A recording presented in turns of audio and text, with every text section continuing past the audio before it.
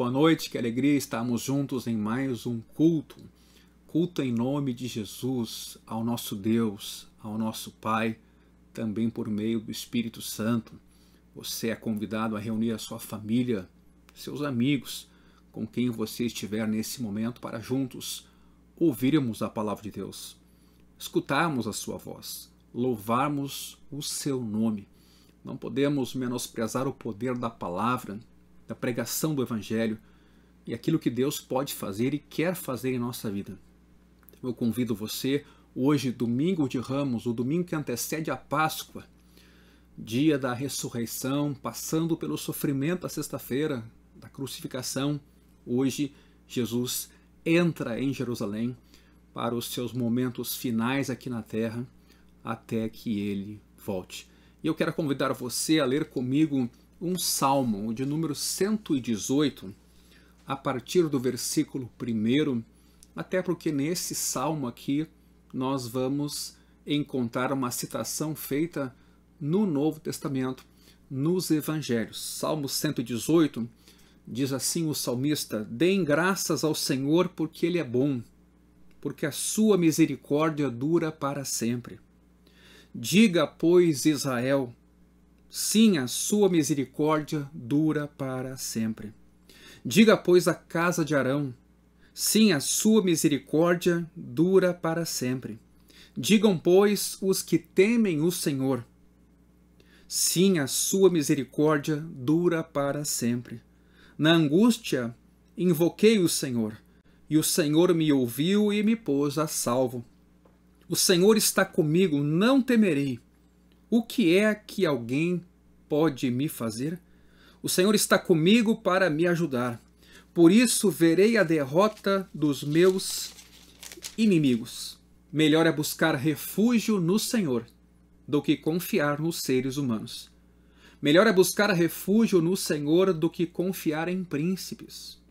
Todas as nações me cercaram, mas em nome do Senhor as destruí. Eles me cercaram, sim, me cercaram de todos os lados, mas em nome do Senhor as destruí. Como abelhas me cercaram, porém como fogo em espinhos foram queimados. Em nome do Senhor as destruí. Empurraram-me violentamente para me fazer cair, porém o Senhor me ajudou. O Senhor é a força, é a minha força e o meu cântico, porque Ele me salvou. Nas tendas dos justos há voz de júbilo e de salvação. A mão do Senhor faz proezas. A mão do Senhor se eleva, a mão do Senhor faz proezas. Não morrerei, pelo contrário, viverei e contarei as obras do Senhor. O Senhor me castigou severamente, mas não me entregou à morte. Abram as portas da justiça para mim. Entrarei por elas e darei graças ao Senhor. Esta é a porta do Senhor, por ela entrarão os justos. Graças te dou, porque me escutaste e foste a minha salvação. A pedra que os construtores rejeitaram, essa veio a ser a pedra angular. Isso procede do Senhor, e é maravilhoso aos nossos olhos. Este é o dia que o Senhor fez. Exultemos e alegremo-nos nele. Ó, salva-nos, Senhor, nós te pedimos. Ó Senhor, concede-nos prosperidade. Bendito o que vem em nome do Senhor. Da casa do Senhor nós os abençoamos. O Senhor é Deus, Ele é a nossa luz. Adornem a festa com ramos até as pontas do altar. Tu és o meu Deus, e eu te louvarei. Tu és o meu Deus, e eu te exaltarei. Deem graças ao Senhor, porque Ele é bom, porque a sua misericórdia dura para sempre. Eu queria convidar você a que juntos oremos, agradecidos por esse momento, pela graça do bom Deus que nos traz até aqui, e que Ele seja em tudo, inclusive hoje à noite, glorificado.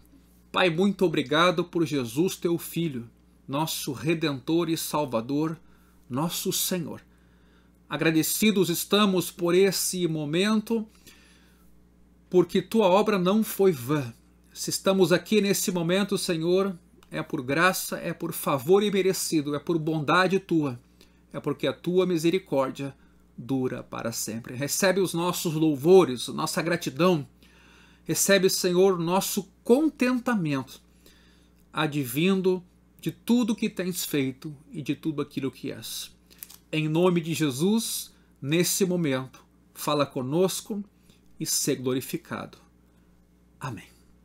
Eu quero convidar você e sua família a, nesse momento, louvarmos a Deus.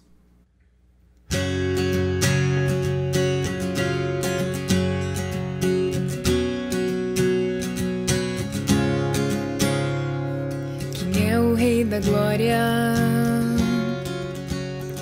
que com amor me conquistou? Escuta o que falo e consola minha dor. Nunca me esqueço do perdão que recebi. Ele é o Rei da Glória, me oferece isso a mim. Seu nome é Cristo, Jesus Cristo, poderoso, Rei do meu ser, Rei da glória. Seu nome é Cristo, Jesus Cristo, poderoso, Rei do meu ser, Rei da glória. Quem é o Rei da glória? O príncipe da paz, me mostra o caminho e descanso sempre traz. Senhor de terra e céus e de tudo que existe, Ele é o Rei da glória, Ele é tudo para mim. Seu nome é Cristo, Jesus Cristo, poderoso, Rei do meu ser, Rei da glória. Seu nome é Cristo, Jesus Cristo, poderoso, Rei do meu ser, Rei da glória.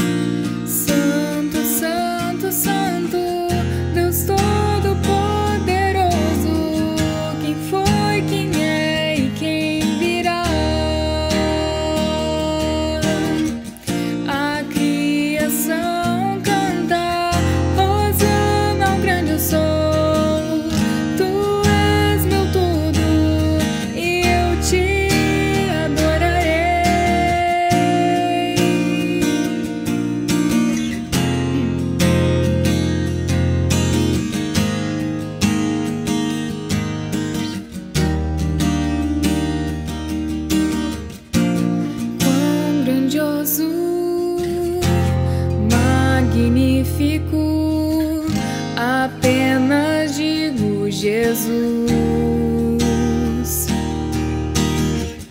Cristo, teu nome é grande, fonte inesgotável, seu mistério é grandioso. Santo, Santo, Santo, Deus Todo-Poderoso, quem foi, quem é e quem virá. A criação canta, Hosana ao grande sol. Tu és meu tudo e eu te adorarei. Santo, Santo, Santo, Deus Todo-Poderoso, quem foi, quem é e quem virá. A criação canta, Hosana ao grande sol. Tu és meu tudo e eu te adorarei.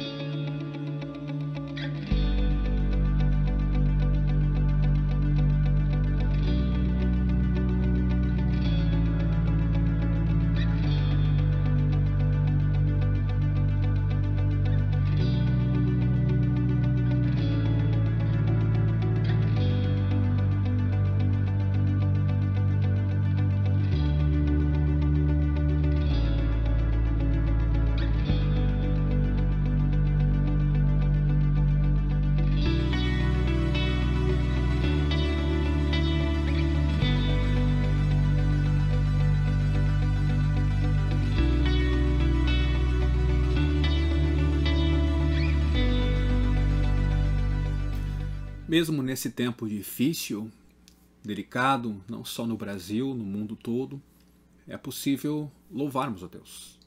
Confiarmos no fato de que Ele tem tudo em suas mãos. Isso também significa que a gente tem escutado vários testemunhos de irmãos e irmãs que têm sido livrados, mesmo após uma internação, têm recebido alta, têm se reencontrado com a família. Então, por mais que a situação seja grave e também que a mídia às vezes recorte um lado muito ruim de tudo isso, sem negar que de fato vivemos um tempo delicado, também tem muita coisa boa acontecendo, pessoas se recuperando, sendo livres pela infinita misericórdia de Deus. E no final, hoje, nós vamos orar mais uma vez pela sua casa, sua família, pelo seu trabalho, pela sua subsistência, pela sua saúde, para que Deus continue se manifestando bom e a gente tenha essa experiência e fique contente, tenha alegria nele a despeito de tudo que estamos vendo. Com essa loucura toda, a gente não pode perder de vista que domingo que vem celebramos a Páscoa. Ressurreição de Jesus, crucificação e ressurreição do nosso Mestre.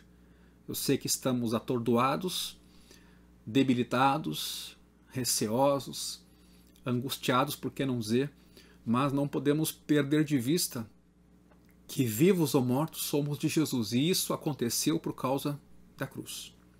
Nós, inclusive, queremos ver se nessa semana fazemos algumas postagens voltadas para essa que foi a última semana de Jesus em Jerusalém, até ser crucificado.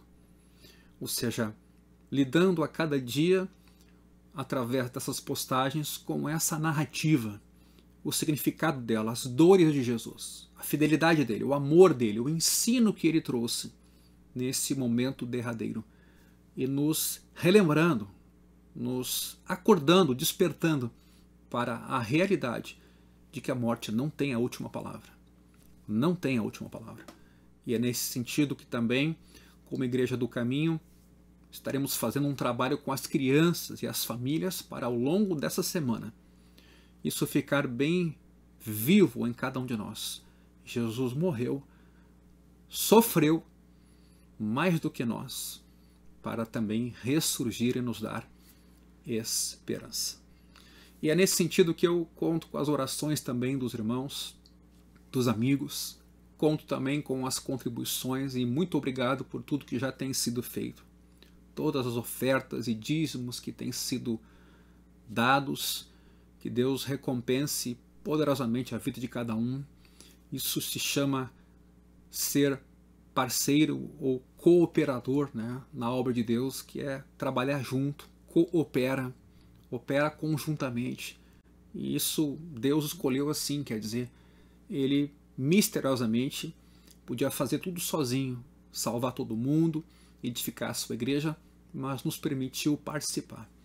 Então que você possa continuar contribuindo, ofertando, dizimando, e que Deus esteja cuidando também do teu trabalho e da tua subsistência. Hoje eu quero convidar a vocês a fazermos a leitura do Evangelho de Mateus, capítulo 21, versículos 1 a 17, e na minha Bíblia aqui o título desse trecho é Jesus entra em Jerusalém. E não é coincidência que tenhamos escolhido hoje, domingo, que antecede a Páscoa, para fazer a leitura dessa perícope. Quando se aproximaram de Jerusalém e chegaram a Betfagé, ao Monte das Oliveiras, Jesus enviou 2 discípulos, dizendo-lhes: vão até a aldeia que está diante de vocês, e logo encontrarão presa uma jumenta e com ela um jumentinho. Desprendam e tragam para mim. E se alguém disser alguma coisa, respondam: o Senhor precisa deles. E logo ele deixará que vocês tragam os animais. Ora, isto aconteceu para se cumprir o que foi dito por meio do profeta. Digam à filha de Sião: eis que o seu rei vem até você. Humilde, montado em jumenta, e num jumentinho, cria de animal de carga. Indo os discípulos e tendo feito como Jesus lhes havia ordenado, trouxeram a jumenta e o jumentinho. Então puseram em cima deles as suas capas. E sobre eles Jesus montou.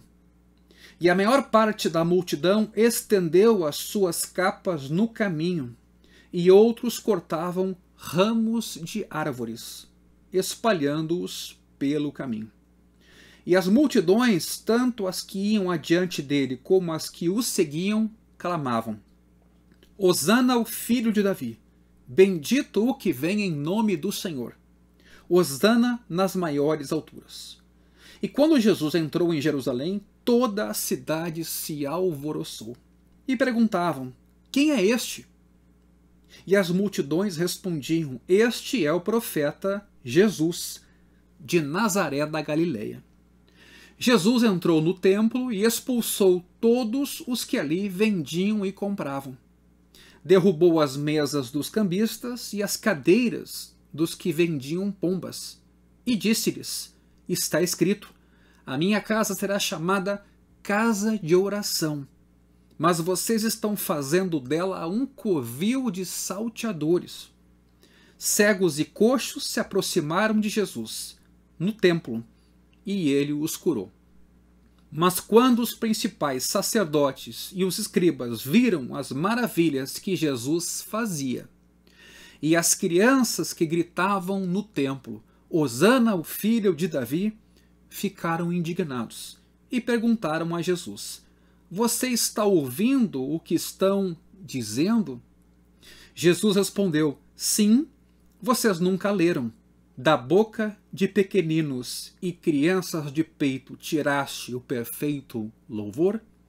E deixando-os, saiu da cidade e foi para Betânia, onde passou a noite. Meus irmãos, a viagem de Jesus a Jerusalém aconteceu poucos dias antes da Páscoa, na qual Jesus acabou sendo crucificado. O Evangelho de Mateus não menciona aqui a estadia de Jesus em Betânia, como faz João no seu Evangelho capítulo 12. Porque em Betânia Jesus chegou 6 dias antes da Páscoa e provavelmente se hospedou em Betânia, aguardando o desfecho final, até porque a cidade de Jerusalém estava abarrotada com a Páscoa.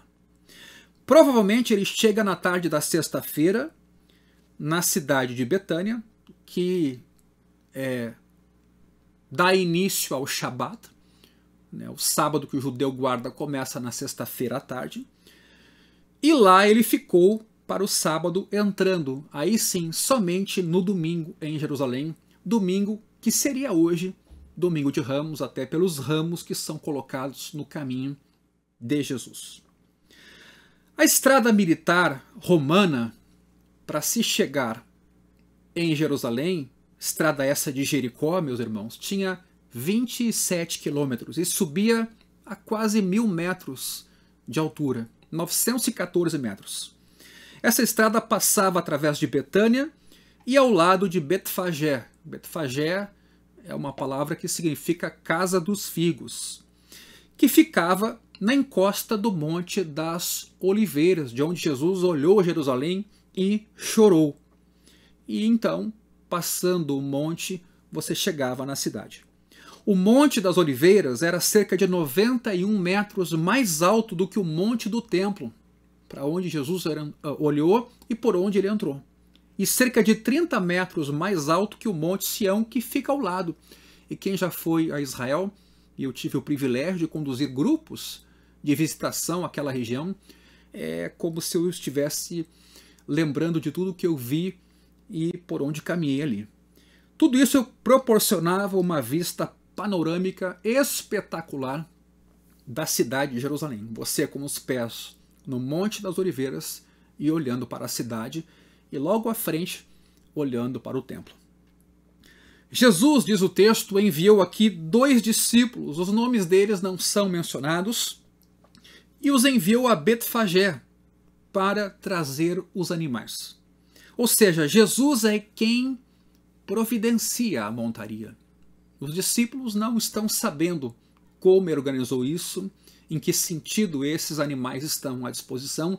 Jesus provê os meios para ingressar em Jerusalém. O animal era um jumentinho. E aqui então Jesus demonstra um ato deliberado de autorrevelação.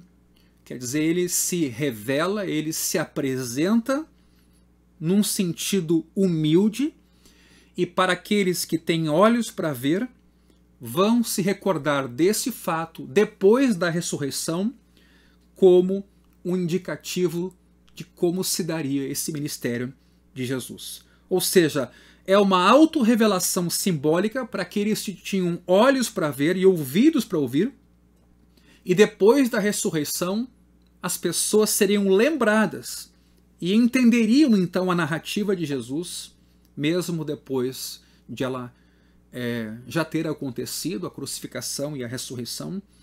Ou seja, aqui já há uma revelação desse segredo. Quem é Cristo? Quem é Jesus? O versículo 3 nos diz assim: e se alguém disser alguma coisa, respondam, o Senhor precisa deles, e logo ele deixará que vocês tragam os animais. A forma mais natural, meus irmãos, de entender aqui o Senhor, essa expressão o Senhor, é a maneira de Jesus referir-se a si próprio. Porque no final do seu ministério, ele está se revelando com clareza cada vez maior. Se no início do ministério ele evitava até lugares públicos e até que pessoas contassem os feitos dele, agora não. Agora parece que ele começa a assumir a sua identidade com clareza, com certa publicidade. Até mesmo a atribuição do título Senhor a Jesus por parte da igreja, meus irmãos, encontra sua raiz, sua origem, na referência que Jesus faz a si mesmo.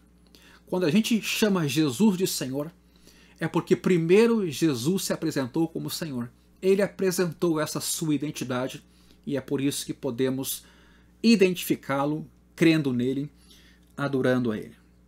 O versículo 4 nos diz assim: ora, isto aconteceu para se cumprir o que foi dito por intermédio do profeta. Digam à filha de Sião: eis que o seu rei vem até você, humilde, montado em jumenta, e num jumentinho, cria de animal de carga. É possível que Mateus apresente nesses versículos como se Jesus mesmo estivesse falando esse versículo, esse texto. As palavras introdutórias dessa citação são de Isaías 62:11, que eu leio aqui. Eis que o Senhor fez ouvir até os confins da terra estas palavras. Digam à filha de Sião: eis que vem o seu Salvador, e com ele vem a sua recompensa, e diante dele vem o seu galardão. Então não é à toa que aquela multidão estava alvoroçada. De fato, os judeus traziam na sua memória bíblica as profecias atinentes a Jesus. Mas há um outro texto citado aqui, que é o de Zacarias 9:9. Alegre-se muito, ó filha de Sião, exulte, ó filha de Jerusalém, eis que o seu rei vem até você, justo e salvador, humilde, montado em jumento, num jumentinho, cria de jumenta. E aqui não tem como deixar de perceber, de novo, a ênfase de Jesus na sua humildade, no seu ministério humilde, como Deus e ser humano que era. Animal de carga na Palestina geralmente era o jumento. Às vezes, esses animais eram cavalgados por governantes, mesmo em épocas de paz. Em Juízes a gente encontra isso no capítulo 5, versículo 10, 1 Reis 1:33. Os judeus, sem dúvida, entendiam então que Zacarias 9:9 se referia ao Messias, com frequência em termos de filho de Davi. Como Davi foi um rei e muito vitorioso na guerra, essa era a compreensão então que esses judeus, na expectativa do Messias, tinham a respeito dele. Portanto, para os que têm olhos para ver, Jesus não só proclamava que era um Messias, mas também proclamava o cumprimento da Escritura, fazendo menção aqui de Isaías, fazendo menção aqui de Zacarias. E também mostrava que sua chegada àquela cidade, montado num jumento, era uma chegada de paz e de amor. Veja que importante a gente entender esse animal sobre o qual Jesus estava cavalgando. A referência de Mateus aos dois animais é a sua maneira de enfatizar o que o Evangelho de Marcos e também o de Lucas afirmam. O animal que Jesus montou era um filhote. Ou seja, meus irmãos, no meio da multidão entusiasmada, um animal não domado permanece calmo sob as mãos do Messias, que controla a natureza. Portanto, o evento aponta para a paz do reino consumado, aquele que se vai instaurar, conforme Isaías capítulo 11, versículos 1 e 6 até o 9. Do tronco de Jessé sairá um rebento, e das suas raízes brotará um renovo. O lobo habitará com o cordeiro, veja a pacificação. O leopardo se deitará junto do cabrito, o bezerro, o leão novo e o novilho gordo andarão juntos, e um pequenino os guiará.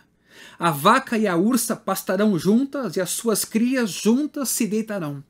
O leão comerá palha como o boi, a criança de peito brincará sobre a toca da cobra. E o já desmamado meterá a mão no ninho da serpente. Não se fará mal nenhum dano, não se fará mal nem dano algum em todo o meu santo monte, porque a terra se encherá do conhecimento do Senhor, como as águas cobrem o mar.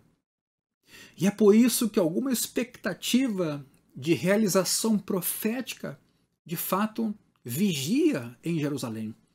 Estava estabelecida um desejo muito grande, até pelo Império Romano que dominava a nação de Israel, até porque a voz profética desde Malaquias estava silenciada, havia uma expectativa de mudança. Vejam o versículo 6, indo os discípulos e tendo feito como Jesus lhes havia ordenado, trouxeram a jumenta e o jumentinho. Então, puseram em cima deles as suas capas e sobre elas Jesus montou. Ou seja, e a maior parte da multidão, segue o texto no versículo 8, estendeu as suas capas no caminho e outros cortavam ramos de árvores, espalhando-os pelo caminho. Daí essa nomenclatura do domingo hoje ser domingo de Ramos. Uma grande multidão espalha seus mantos sobre o caminho. Manto aqui é aquela vestimenta exterior, reconhecendo, por que não dizer, a realeza de Jesus. Outros espalhavam ramos para que sobre eles o Messias entrasse na cidade. Vejam o versículo 9.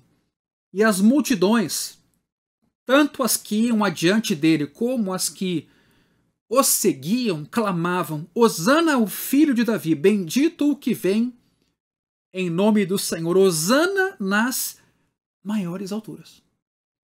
O Evangelho de João, capítulo 12, fala de multidões saindo de Jerusalém para se encontrar com Jesus.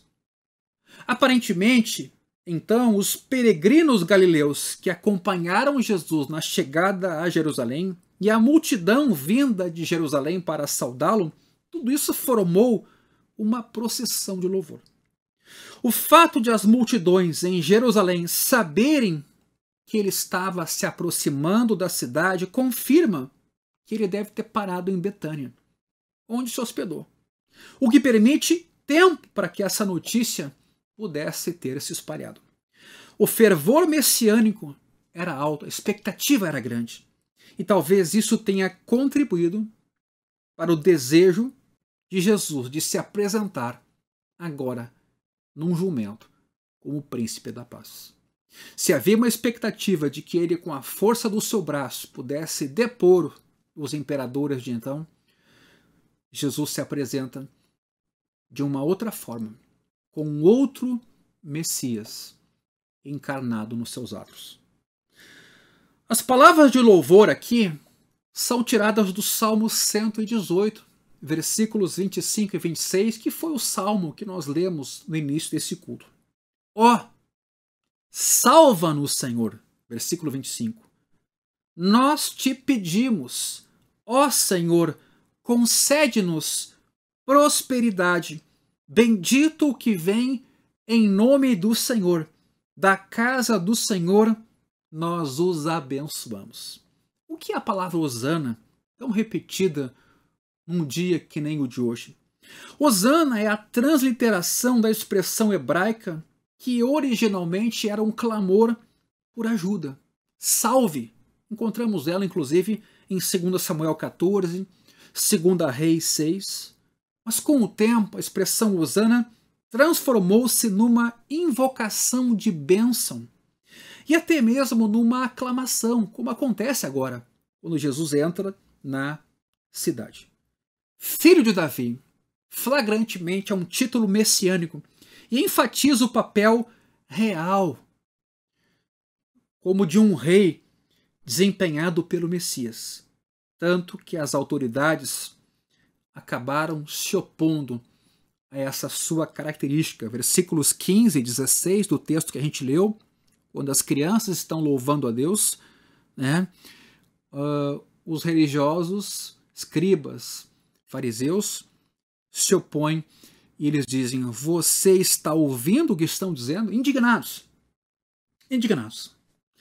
Hosana nas alturas provavelmente equivale à expressão do nascimento de Jesus em Lucas 2, ou seja, glória a Deus nas alturas.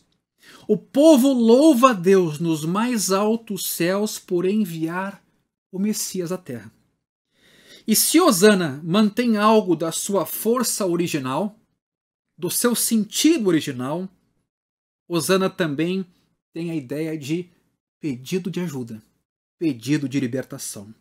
Porém, meus irmãos, embora Jesus pudesse até ser percebido como Messias, como Rei Messias, dificilmente ele foi percebido como servo sofredor, como alguém que sofreu e que era humilde. Era muito difícil para eles apreenderem que o sofrimento de Jesus era inevitável, conforme ele havia anunciado. E mais ainda, difícil mesmo era os judeus entenderem que os gentios agora fariam parte da nova aliança de Deus, por meio de Jesus. Vejam o versículo 10. E quando Jesus entrou em Jerusalém, toda a cidade se alvoroçou e perguntavam: quem é este? E as multidões, versículo 11, respondiam: este é o profeta Jesus de Nazaré da Galileia. Ora, só Lucas, no capítulo 19, registra Jesus chorando por causa da cidade conforme se aproximava dela. Eu faço questão de ler esse texto porque ele é comovente. Versículo 41 de Lucas 19 diz que quando Jesus ia chegando a Jerusalém, vendo a cidade, chorou por ela, dizendo: ah, se eu soubesse, ou se você soubesse, ainda hoje, o que é preciso para conseguir a paz. Veja a palavra paz aqui. Mas isto está agora oculto aos seus olhos. Pois dias virão em que os seus inimigos cercarão você de trincheiras. Os romanos, no ano 70, destruíram aquela cidade. Os judeus tiveram que fugir. E apertarão o cerco por todos os lados e vão arrastar você e matar todos os seus moradores. E ainda teve uma outra revolta em 130 de Bar Kokhba. Aí sim, ele surge como um rabino e eventualmente houve quem pensasse que ele era o Messias, e uma revolta maior ainda dos romanos acaba destruindo a terra de Israel. Não deixarão pedra sobre pedra, porque você não reconheceu o tempo em que Deus veio visitá-la. Imagina ter experimentado essa visita de Jesus, o sentimento de Cristo, não só pelo que ele ia passar, mas pelo que as pessoas estavam passando, pela dureza de coração, pela situação da sua cidade, a cidade do grande rei, conforme o próprio evangelista Mateus chama Jerusalém. Provavelmente Jesus entrou em Jerusalém através da porta que hoje alguns chamam de Porta de Estevão. Está lá até o dia de hoje, as ruínas dessa porta. Perto da entrada norte para o pátio externo do templo. Da mesma maneira que a cidade se agitou antes, com o nascimento de Jesus, vocês vão lembrar em Mateus 2, Herodes o Grande ainda, e os religiosos, e a cidade toda tomam consciência de que o Messias teria nascido. Agora aqui também, a vinda de Jesus para a sua cidade é perturbadora. Quem é este? Não quer dizer que Jesus era desconhecido, não. Mas quem realmente é este em torno de quem há tanto entusiasmo? Essa era a pergunta verdadeira. A resposta das multidões reflete o cenário histórico. Muitos de seus contemporâneos viam Jesus como um profeta. Em Mateus 16, isso é evidente. Jesus perguntou quem as pessoas diziam que ele era. Profeta que vinha de Nazaré da Galileia, sua cidade natal, e campo de ministério. É provável que a expressão demonstre surpresa com o fato de um profeta, claro, ser oriundo de um lugar tão improvável e sendo anunciado como Messias.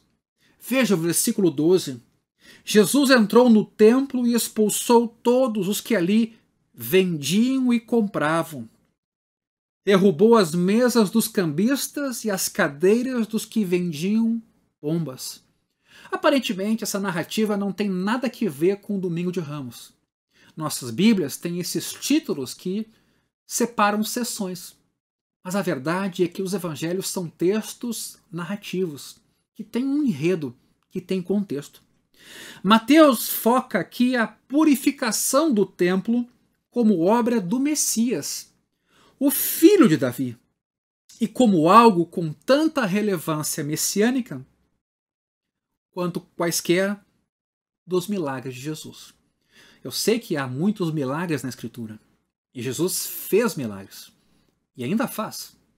Mas é fato que há outras implicações a respeito do ministério de Jesus, no sentido de purificar, salvar e redimir, que agora aqui ficam evidentes. Ele entrou na área do templo. Ora, o serviço ali, naquele templo, exigia fazer provisão do que era necessário para os sacrifícios, inclusive dos viajantes.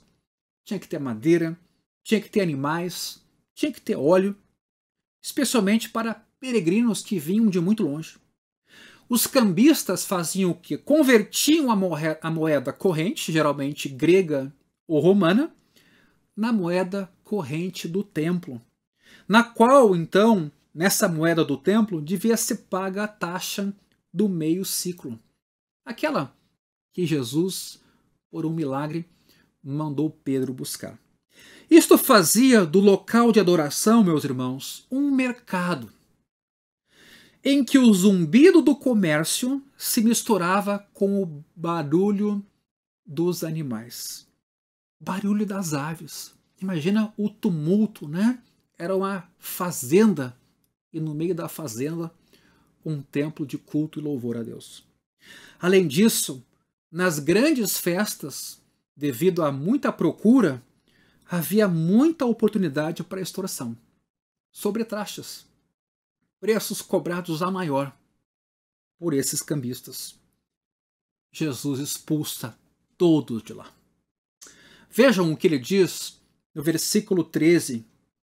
Está escrito: a minha casa será chamada casa de oração, mas vocês estão fazendo dela um covil de salteadores. Jesus se refere à Escritura como fez ao ser tentado pelo diabo em Mateus capítulo 4. Veja que isso é extremamente relevante aqui. Ele está submisso à Escritura. Está escrito. Suas primeiras palavras aqui são de Isaías capítulo 56, versículo 7.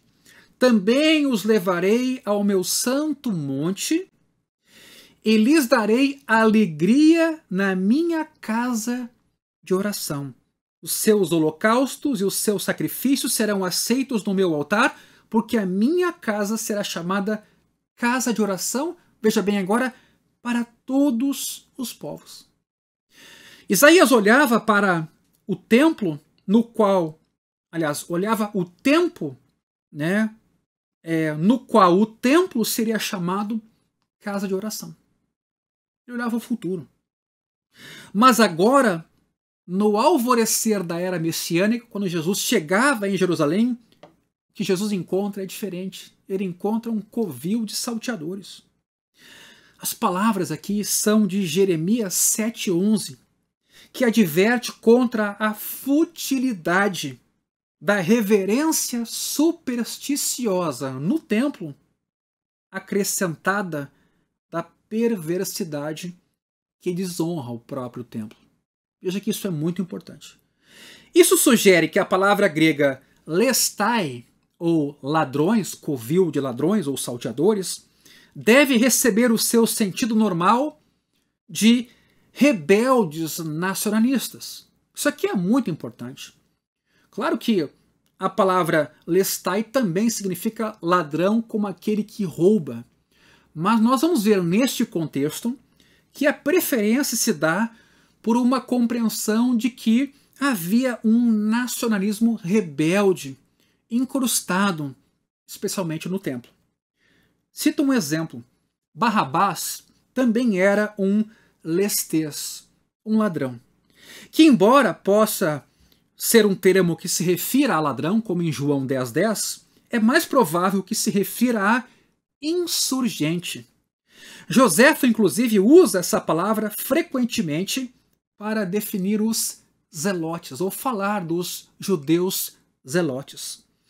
Queridos, nem o furto, nem o roubo com violência eram crimes passíveis de pena de morte, muito menos de crucificação. Mas a insurreição era. As revoltas e o derramamento de sangue estimulados pela ação guerrilheira eram comuns naquele tempo. E Barrabás tinha sido capturado. Aos olhos de muita gente, ele não era um malfeitor. Ele era um herói. Talvez os dois que foram crucificados com Jesus, inclusive, fossem correbeldes com Barrabás, porque Mateus também os chama de lestai, ou rebeldes, guerrilheiros, insurgentes, se esse é o sentido aqui. E a crucificação deles indica que foram julgados culpados de mais do que apenas roubo. O fato de haver 3 cruzes preparadas sugere firmemente que Pilatos já tinha ordenado que fossem feitos os preparativos para a execução desses 3 rebeldes. Se esse for o caso, Jesus, meus irmãos, o Messias, tomou de fato o lugar do rebelde Barrabás. Porque o povo preferiu o rebelde político e herói nacionalista ao Filho de Deus. E aqui uma advertência para nós, igreja, e quanto ao nosso papel e identidade. Nós temos uma ação política no mundo. Jesus, ele teve ação política no mundo. Mas ele trouxe o reino de Deus para o mundo, que implicava em eliminar ou superar as desigualdades, mas o pecado humano está arraigado na nossa natureza, e Jesus então promete um futuro de redenção completa. Até lá, há um trabalho grande a ser feito com a pregação do Evangelho e com a ética cristã. Mas vejam o perigo de nós cairmos no erro de um messianismo institucional, como se a igreja fosse resolver todas as coisas, todos os dilemas. E o perigo de um engajamento político da igreja, e tão somente político, que perde de vista o Evangelho, que perde de vista a esperança, que deixe de confiar no poder de Deus. Repito, se de fato aqui esses salteadores do templo eram rebeldes, nós estamos vendo que o povo preferiu o rebelde político Barrabás, o herói nacionalista, no lugar do Filho de Deus. Voltando para o nosso texto, pretendia-se então que o templo fosse, da parte de Jesus, casa de oração, mas ele foi transformado em covil de salteadores, uma fortaleza nacionalista. A igreja tem que entender o seu papel nos dias de hoje, em que no país há um enfrentamento político acentuado. É possível que os cristãos escolham por um ou outro caminho a trajetória que querem ter, mas sempre olhando essas ideologias à luz do Evangelho e fazendo crítica, e não perdendo nossa missão e identidade de cristãos, sendo a ideologia uma coisa bem secundária. O problema é que às vezes nós temos mais cristãos políticos, quer dizer, gente que faz da política a sua identidade, do que propriamente um povo cristão que eventualmente também sabe que tem um papel político. O ponto está ainda mais claro no Evangelho de Marcos, que mantém a expressão casa de oração para todos os povos, literalmente citando Isaías 56. O templo não estava cumprindo o seu papel ordenado por Deus de testemunha para as nações. Mas, como o primeiro templo, tornara-se o principal símbolo de crença supersticiosa de que Deus protegeria e reuniria o seu povo, independentemente de o povo estar conforme à vontade de Deus. Esse é o meu medo hoje, que a igreja seja mais instituição, tenha um trabalho mais institucional e político, ideológico, do que evangélico, do que de testemunha do evangelho, do que de discípulos de Jesus, que vivem na verdade, mas que fazem tudo em amor. Meu irmão, minha irmã, cuidado com o seu engajamento, cuidado com o fato de você, às vezes, trocar sua vestimenta de crente e assumir a vestimenta política. E, às vezes, com o coração machucado, vingativo, tentando, com a força do próprio braço, reverter as dificuldades que estão adiante de nós. Veja, o templo perdeu, talvez, sua identidade. Havia uma expectativa de que tudo converteria no templo, um nacionalismo judaico extremado, uma perda de noção do culto e da adoração de Deus e uma confiança na raça, no povo, no templo físico. Por isso o templo seria depois destruído, Jesus anunciou. Não ficaria pedra sobre pedra, para que esse povo soubesse que nenhum templo salvaria Israel de seus pecados. Jesus então denuncia, meus irmãos, a negligência espiritual e as prioridades políticas erradas que aquele povo tinha elegido. O Senhor, que o povo agora vê, vem ao seu próprio templo, conforme Malaquias 3:1.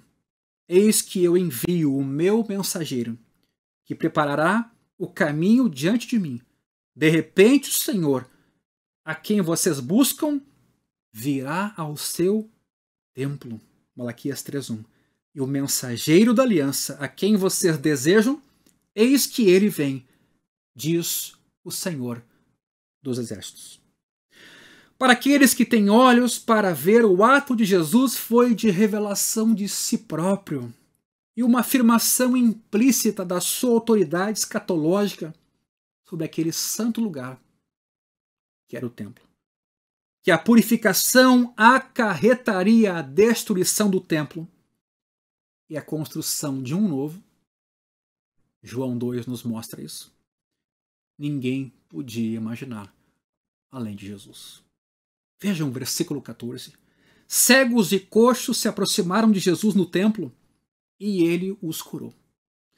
Esse versículo é a última menção ao ministério de cura de Jesus e acontece no interior dos recintos do templo, no pátio dos gentios, ao qual eles podiam ter acesso. Não era incomum para os que sofriam de doença crônica pedir esmola no acesso ao templo. Lembremos do coxo da Porta Formosa.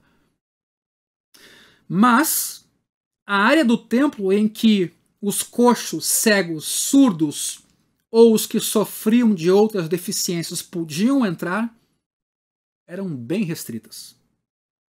O pátio dos gentios era aberto a todos eles, e havia até mesmo sacerdotes que sofriam de alguma deficiência física. Mas as restrições eram impostas quando o que sofria de deficiência, por exemplo, precisava de alguma almofada, de um coxinho ou de um suporte que pudesse introduzir alguma impureza no templo. A maioria das autoridades judaicas proibia qualquer pessoa coxa, cega, surda ou muda de oferecer sacrifício, de aparecer diante de Yahweh ou Javé, o nome de Deus no Antigo Testamento, ali em seu próprio templo.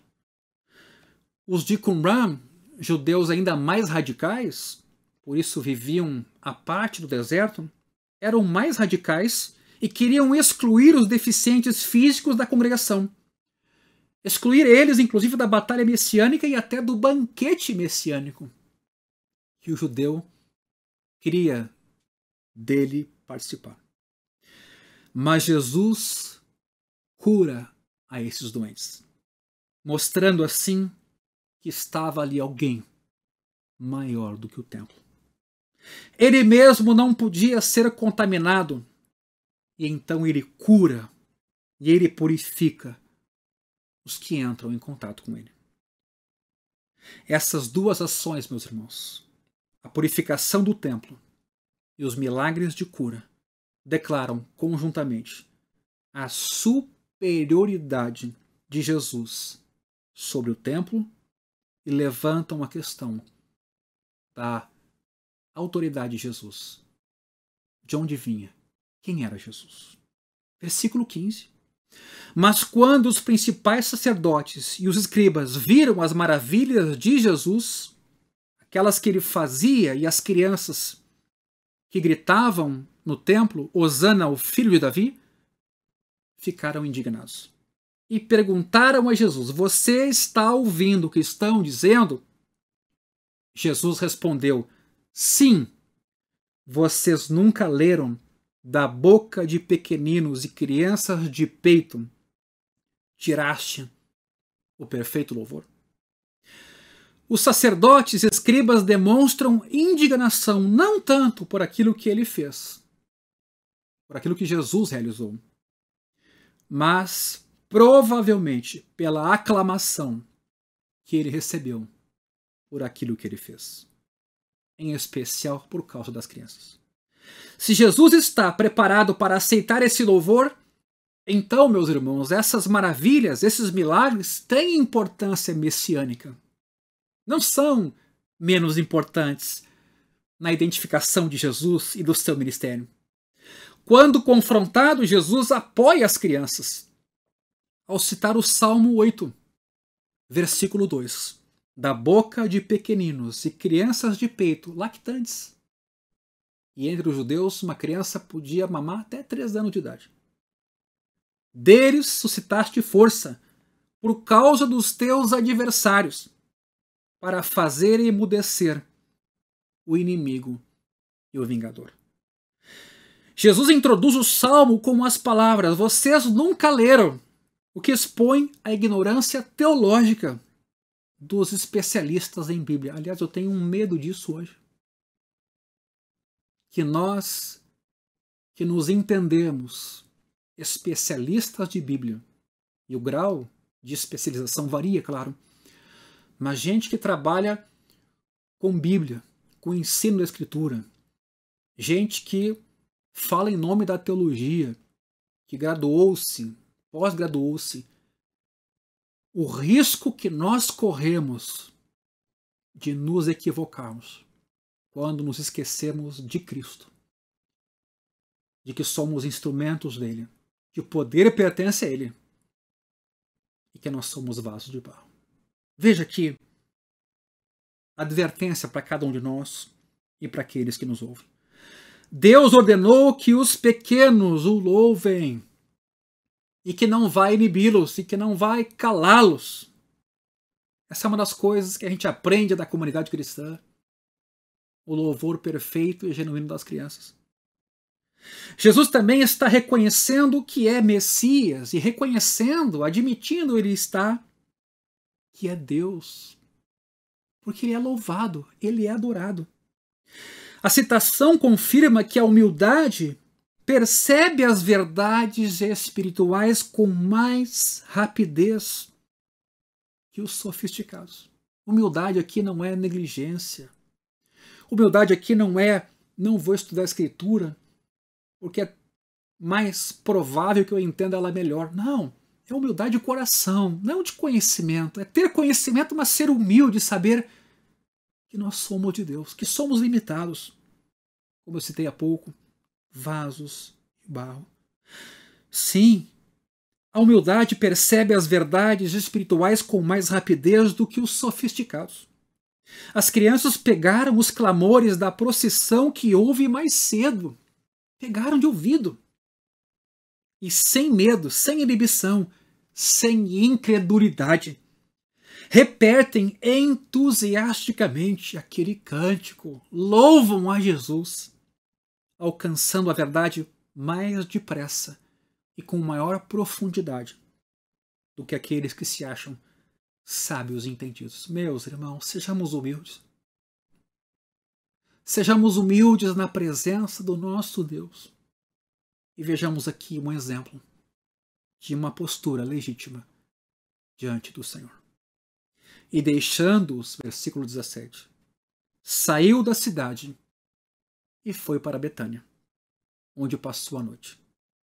Jesus passou as últimas noites em Betânia, porque Jerusalém estava lotada. Provavelmente na casa de Marta, Maria e Lázaro. Com essa mensagem hoje, nós queremos marcar essa semana. Que você tenha essa semana marcada em seu coração. Domingo de Ramos, Jesus entra na sua cidade, entra no seu templo, ressignifica aquele espaço, diz àquelas pessoas o que queria dizer, cura os seus enfermos, dá crédito às crianças, falou com aquela geração, chorou sobre ela, com o que eles haviam feito naquela cidade. E nos convida, no dia de hoje, a acolhermos com mansidão essa palavra e a refletirmos a respeito de nossa vida e também nessa semana e da Páscoa que a gente celebra. De modo que, sim, houve um grande sofrimento aqui, mas Jesus, graciosamente, morreu pelos nossos pecados e nos ressuscitou para ser Senhor, dono de cada um de nós, Salvador único e exclusivo. Eu queria nesse momento orar com você. Pai, obrigado por tua palavra. Obrigado por Jesus, teu Filho. Obrigado por tamanho amor e fidelidade de vir a esse mundo se fazendo gente, sofrendo, amando e de forma humilde, indo na sua missão até o final e tomando sobre si pecados que não eram seus próprios, mas eram os nossos, para que fôssemos justificados, reconciliados, tivéssemos paz com Deus e fôssemos absolvidos de toda a condenação. Naquela cruz, Senhor, fizeste a paz. E nesse momento eu oro pelos nossos irmãos, pelos nossos amigos, pela nossa comunidade, para que essa mesma paz reine entre nós. Se assente nos nossos corações, afinal, bem-aventurados os filhos de Deus, serão chamados pacificadores. Sim, Senhor, abençoa o nosso país nesse momento, nesse dia. Abençoa o Brasil, abençoa as autoridades constituídas. Abençoa o nosso estado do Rio Grande, abençoa as nossas cidades da região metropolitana. Abençoa a tua igreja, Senhor, que ela tem consciência da sua vocação, do seu chamado, que ela não é um prédio, que ela não é uma instituição, ela é o corpo de Jesus, o lugar da habitação do Espírito. Nós somos, Senhor, o teu santuário. Abençoa nessa noite a cada um dos nossos irmãos, com saúde, com paz. Abençoa o trabalho de cada um, Deus. Dá a subsistência necessária nessa crise. Fortalece os nossos filhos, guarda-os e livra-os de todo o mal. Protege a família. Mas por outro lado também, Senhor, nos envia em missão ao mundo dolorido, machucado, ferido, ao mundo, quem sabe, colocando a sua esperança na política ou num nacionalismo. Tu és a nossa esperança, tu és a nossa grande esperança. Que o reino de Deus venha, que a sua vontade seja feita. E que tu nos possa, Senhor, restaurar completamente, mudando todas as coisas para a glória do teu nome. Abençoa irmãos nossos que estão hospitalizados, familiares nossos, amigos nossos, que a tua graça, que a tua saúde, que a tua misericórdia repouse sobre cada um. Abençoa também a comunidade que nesse momento receosa, se angustia, teme, porque desconhece o futuro. Mas, por um outro lado, nós somos teus, Senhor. Foi para nos redimir e para sermos teus que caminhaste fielmente até o final. E nessa etapa inicial de semana, em que tu voltas para a tua cidade, nós dizemos: bendito o que vem em nome do Senhor. Amém. Meus irmãos, que alegria. Que o seu coração, que a sua memória, que os seus afazeres, que a sua rotina contemplem nessa semana toda a caminhada de Jesus naquela cidade, até a sua crucificação na sexta-feira. Evento importante se dá também na quinta-feira à noite, na ceia de Jesus com seus discípulos. Mas tudo isso se realiza plenamente no domingo de Páscoa, pela manhã, quando, visitando a sepultura, Jesus já não mais estava lá. Com essas palavras eu quero desejar a todos uma abençoada sexta-feira da Paixão. Uma abençoada Páscoa. No domingo que vem a gente vai estar aqui. E aliás, no domingo que vem, depois do culto, nós vamos ter uma videochamada para a celebração da ceia. Já é abril. Às 20h45 do próximo domingo, terminada a nossa reunião, nosso culto online, faremos entre os irmãos que estão no Telegram, no nosso grupo, uma santa ceia do Senhor. Você não pode perder.